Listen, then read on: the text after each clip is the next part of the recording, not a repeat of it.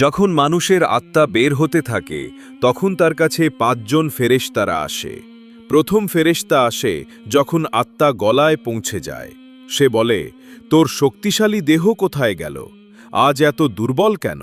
যখন আত্মা সম্পূর্ণ বের হয়ে যায় তখন দ্বিতীয় ফেরেশতা এসে বলে, তুই যে ধনসম্পদ জমিয়েছিলি আজ সেগুলো কোথায়? যখন তার জানাজা ওঠে তখন তৃতীয় ফেরেশতা এসে বলে, আজ তুই এমন এক দীর্ঘ যাত্রায় যাচ্ছিস যা আগে কখনো করনি।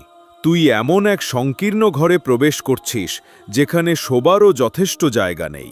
যখন কবরের মধ্যে নামানো হয় তখন চতুর্থ ফেরেশতা বলে, কাল পর্যন্ত তুই মাটির ওপর হাঁটতিস, আজ তুই মাটির নিচে শুয়ে আছিস।